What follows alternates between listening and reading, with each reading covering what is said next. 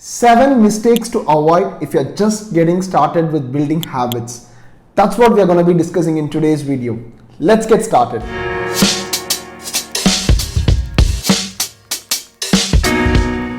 Hey friends, welcome back to my YouTube channel. I'm Praveen Ramesh, and on this channel we summarize, review and speak about non-fiction books, and I also speak about lessons that I'm personally learning from these books. I find it immensely useful. I hope you do too.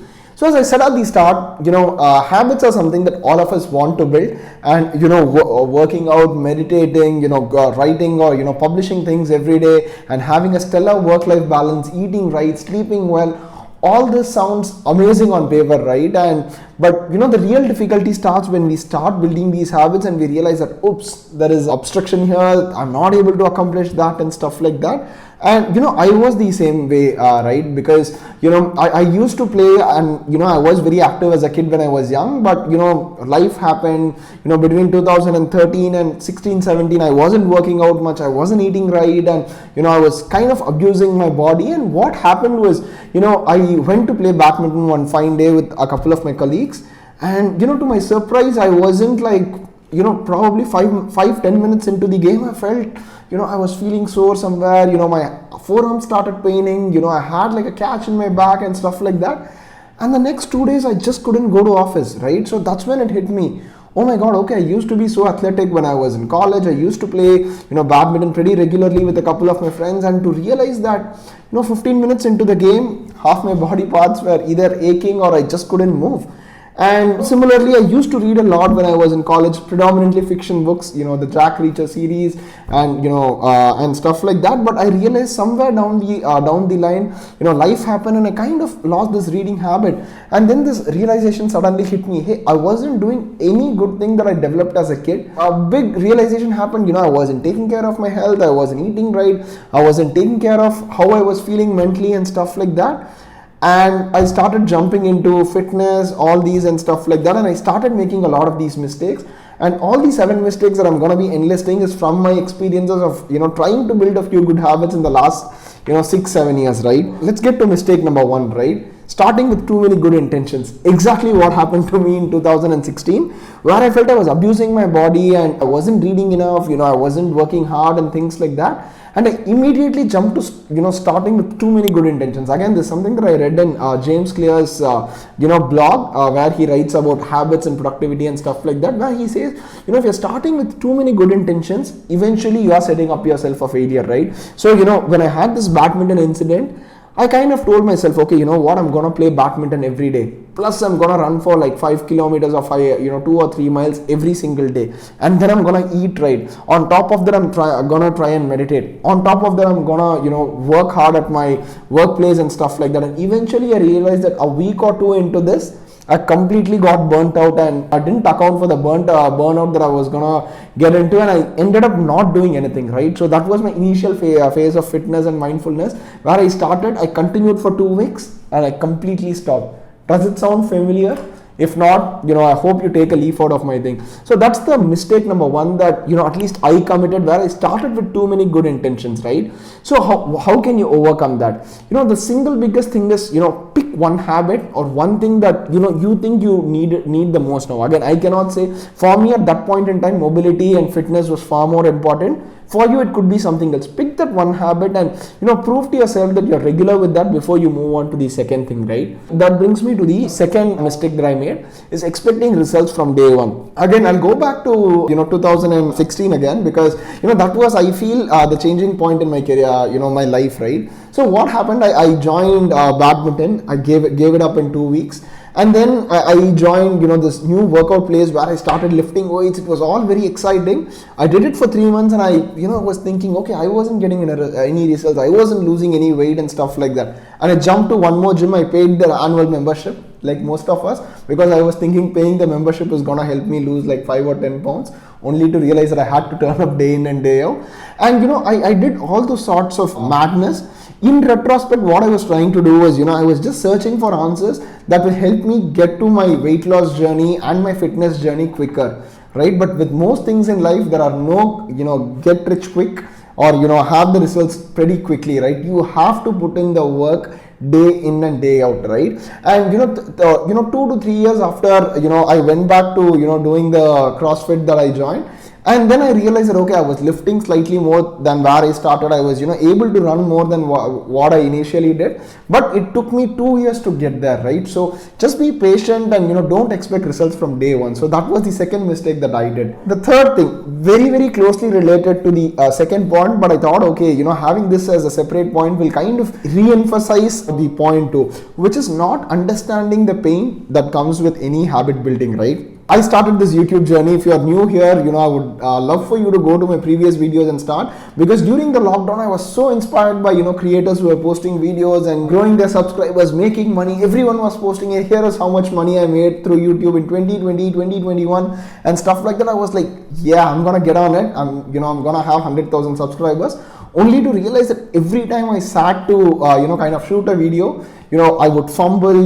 If I didn't have a right script, I would just be all over the place, and setting up the things and editing and all those things was so much pain, right? But what you see is the end result, and we often don't relate to the pain that these creators or people go through to be where they are, right? So that was my biggest lesson. And then I thought, okay, what, if I have to publish videos, I have to go through the pain of writing the scripts, having the right setup, ensuring that we edited the right way, ensure that I'm publishing consistently and stuff like that, right? So we underestimate the pain that comes with developing any new habit, and I highly encourage you to not do that. So when you're thinking of developing a new habit, give yourself permission to say that, hey, it's not going to be easy, right? Because a lot of us think, okay, just because someone is fitter, just because someone is publishing, they have it all rosy, but that's rarely the case. Let's go to point number 4. Again, something that I realized probably last year is not being in your Goldilocks zone, right? Again, a lesson from Atomic Habits. So Goldilocks zone is this zone where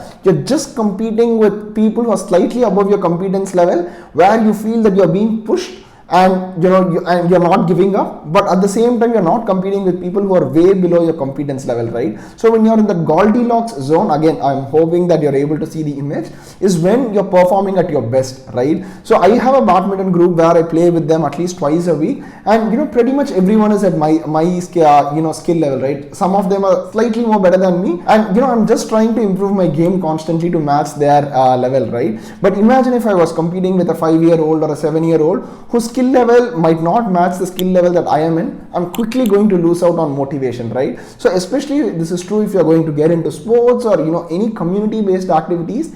Ensure that you pick a group where you are in the Goldilocks zone, right? Now let's go to number 5, not starting small. Again, I think we spoke about this in point 1 and 2.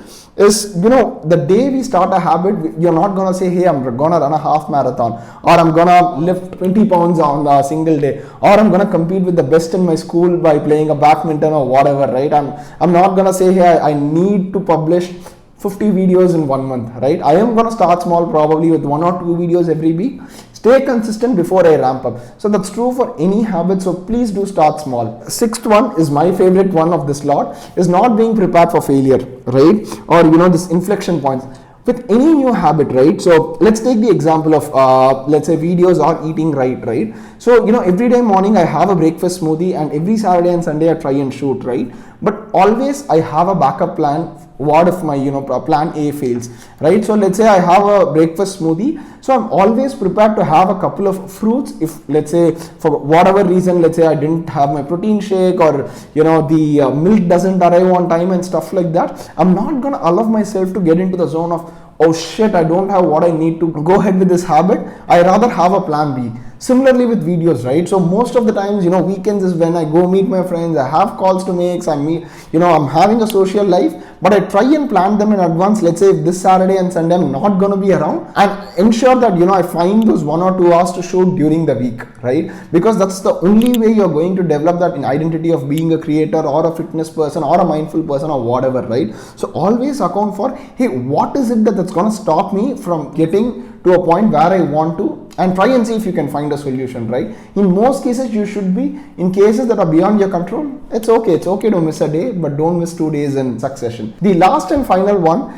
is not developing a habit because of a strong personal reason, right?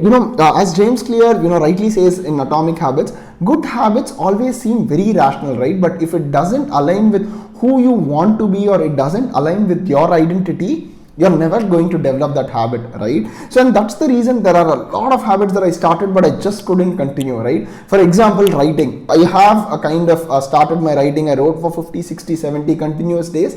Somehow I felt I didn't enjoy that process, or I didn't see myself as a writer. I discontinued it. Similarly, I joined this gymnastics kind of a class where they teach flexibility for fitness purposes. I went to that class for good 2-3 months only to realize that I wasn't enjoying it as much as because I see myself as a more athletic or someone who wants to get stronger than flexible. That's the identity that I've told myself. So it doesn't align with my identity, hence I couldn't do it. So no matter what habit you're trying to pick, if it doesn't align with your identity, ask yourself the question, hey, do you want to be fit person, a fitter version of yourself? Do you want to be a mindful version of yourself? It's absolutely okay if it's not your priority. So pick a habit that aligns with your personal identity and things are gonna fall in place from there. So these are the 7 mistakes to avoid. So just to quickly go through, starting with too many good intentions. How do you overcome that? Ensure that you pick one habit and stick with it before you move on to the next one. Starting to expect great results from day one. Again, it's not going to be the case. Only if you stay consistent, you're going to start seeing results. Third one, not understanding the discomfort that comes with it, right? So again, I explained as to how, the creators that have put in the work, put in the hard work, gone through the pain to be where they are. Not being in the Goldilocks zone. This is especially true if you're someone who is, depending on a community to build a habit. Fifth one, not starting small. Start a habit with a pretty small win and then continue to build from there. Sixth one, not being prepared for failure cases. Always have a plan B if your plan A fails. And seventh and final one, not building a habit with a strong personal reason. Relate your habit to your identity and things are going to get easy from there. I hope, from my personal experience and these mistakes, you avoid them, and I hope you find it immensely useful. Do let me know what you think, and is there any other mistake that you would like to avoid. Until I see you in the next video, this is Praveen Ramesh signing off.